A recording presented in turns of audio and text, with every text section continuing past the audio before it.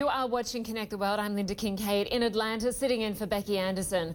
Well, we begin in Syria, where we're waiting to see how the US will respond to an alleged chemical attack on a rebel-held town. In the past couple of hours, Donald Trump has scrapped a visit to South America to monitor the situation. The president has promised to make a decision in the coming hours. Now, Syria denies carrying out an attack and has even invited the Organization for the Prohibition of Chemical Weapons to Duma. But there's mounting outrage after disturbing and very graphic images emerged from the area. We want to share them with you because we believe it's important to show you the level of violence that some people are facing. Now, you can see some of the apparent victims of the suspected gas attack, including very young children. Now, CNN has not been able to independently verify these pictures, which were provided by an opposition activist group and were edited before being distributed. But the head of the United Nations says he is outraged by the reports. And diplomats say the United Nations Security Council is set to vote on this issue later today. Well, we're covering all angles of this complex story. CNN's Frederick Pleitgen has had the rare opportunity to report to us live from Syria's capital, Damascus, close to eastern Ghouta. Sam Kiley is in Moscow and our Jeremy Diamond is in Washington. I want to go first to Fred. And President Trump, late yesterday, Fred, said he is promising a response within 24 to 48 hours. At this stage, other world leaders want an investigation. Has anyone been able to access the site at this stage? Well, there certainly have been, Linda. It's quite interesting because the Russians have actually managed to get to the site where all this happened. I mean, one of the things that we've been pointing out is that this neighborhood where this alleged attack took place, Duma, was in the hand of an Islamist rebel group called Jaish al-Islam when this happened, but has since then switched sides, essentially, to the Syrian government and also the Russian forces as well. The rebels that were there have been bussed out. I think that's about complete now, and Russian forces moved in. Now, the Russians are saying that they've had teams on the ground with specialists, that they've investigated that site. They say that they found no traces of any sort of chemicals or chemical weapons that may have been used. They also say that they spoke to local doctors on the ground who also have said that they knew nothing about any sort of chemical attacks. Now, of course, that will not be enough for the U.S. and other international players who, of course, are demanding an international free investigation into all this. And that's, of course, one of the reasons why that UN Security Council meeting is going to happen later. But the Syrian government has now also come forward and said that it has agreed to this, and it wants the Organization for the Prohibition of Chemical Weapons, the OPCW, to start a fact-finding mission on the ground. They say that they can work in any way that they like and that they can move in here as fast as possible, Linda. All right, Frederick Pleitgen in Damascus, thank you. I want to go now to Sam Kiley in Moscow. And Sam, President Trump says he won't just hold Syria accountable for this, but also its allies, Iran and Russia. Just take us through the response from Moscow. They claim there's no evidence of a chemical attack. No, they insist there's no evidence of a chemical attack. And as Fred was saying there, they claim to have had specialists on the ground to have conducted their own investigation that has exonerated the Syrian regime. Also, General Gerasimov, over many months now, since the last American attack against Syria, has reiterated the Russian point of view that if Russian forces were to come under attack from the United States or any of her allies inside Syria, then there would be retaliation. Nonetheless, I think that the hope for the Russians is that there may be some diplomatic wriggle room for them to get out of this. But nonetheless, the Russians are taking a pretty strong line. This is what the Foreign Minister Sergei Lavrov had to say. We've asked the OPCW to go there, and we will try to make sure that this visit takes place. We cannot continue to lend credence to reports that we hear of analyses conducted remotely.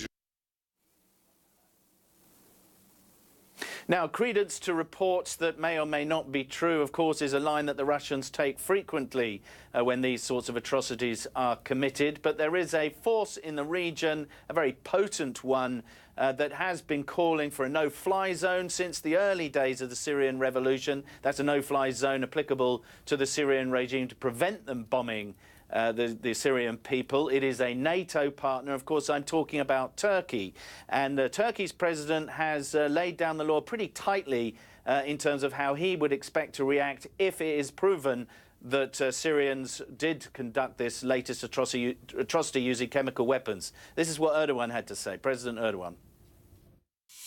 Bu katliamı yapanları evet lanetliyorum. I curse those who carried out this massacre. Whoever has done this, the perpetrators will be brought to account and will certainly pay a heavy price. Now, a heavy price has been threatened by the United States. It's now been threatened by Turkey.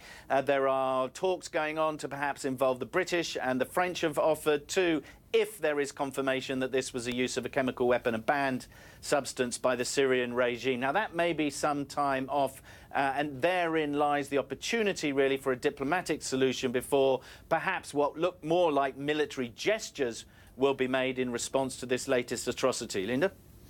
And Sam, this, of course, is not the only thing upsetting Russia. Israel has reportedly attacked a military base in Syria, killing Iranians. Yes, that's right. This was the T4 base, not necessarily connected directly to the use of chemical weapons, although the Israelis have made it abundantly clear that the development of chemical weapons on their doorstep, as they see it inside Syria, is almost an existential threat. But really, the Israelis have been steadily trying to pick away at the capacity of Iran through its client militia, the South Lebanese militia Hezbollah, to reinforce, to get the capacity to threaten deeper and deeper inside Israeli territory. There's something of a doom-laden feeling. I've been recently in Lebanon and in Israel, and in both countries, people directly involved with the sort of planning for these issues, whether Hezbollah or the Israelis, fear that some kind of a clash perhaps inside the next year is almost inevitable, and it'll probably start as a consequence of something coming out of Syria. So I think that's how we have to see this latest attack by the allegedly by the Israelis on this Iranian target, the Syrian-Iranian target inside Syria. Not directly connected, of course, with the chemical weapons, but part of the maelstrom of chaos that Syria has now become. All right, Sam, in Moscow, I just want to go now to Jeremy Diamond because, Jeremy, we've heard strong statements from both the US president and also the US ambassador to the United Nations, Nikki Haley, who late yesterday said we've reached the moment where the world must see justice. These sort of statements we're hearing are quite contrary to what we were hearing from President Trump last week. Explain this mixed signal we're hearing from the White House. That's right. Well, White House Press Secretary Sarah Sanders just yesterday had to, face questions about the president's comments last week. Not only his comments about pulling out of Syria, but his meeting with top military officials in which he told them to essentially begin drawing up plans for a potential withdrawal of U.S. troops, probably within the next 6 months to a year or so. But what the White House also made clear is that while that is still the president's position, he still does want to take those several thousand troops that remain in Syria out of there, pull them out and bring them back to the United States. They don't believe that that is contradictory with this message of countering the use of chemical weapons in Syria or anywhere else in the world. Sarah Sanders, the White House press secretary, insisted yesterday that the United States will push back against these chemical weapons attacks regardless of whether it has U.S. troops in Syria or not. And we know that the president is now considering a series of options, and by the makings of it, it looks like it will be something in coordination with the French. President Trump has spoken with the French President Emmanuel Macron twice over the last 2 days, and so we're anticipating a decision on that front shortly. All right, Jeremy Diamond, thank you very much in Washington. I just want to go back to Fred, because as we hear all these world leaders weigh in on a possible response, I want to get a sense of how Syrians are feeling there. Yeah. Well, Lynda, I think that in the early stages after this alleged attack took place, I don't think anybody was really expecting here on the ground in Syria that there would be U.S. military action because of that. In fact, there were some people that we've been speaking to, regular people, it really wasn't even on their mind at all. I mean, we have to keep in mind that all this happened at the same time that last rebel stronghold in eastern Ghouta fell, and that was what was preoccupying people at the time. But now that this is going on, now that you have these additional statements by the U.S. president, now that he's canceled his trip to Latin America to oversee the response, I think it's sinking in with many people, also with the Syrian leadership, that most probably the United States is not bluffing, and that there is a very real possibility that the folks here could see U.S. military action very, very soon, Lynda. All right, Frederick Pleitgen, one of the few international journalists in Syria. Thanks to you. Thanks also to Kiley in Moscow and Jeremy Diamond in Washington.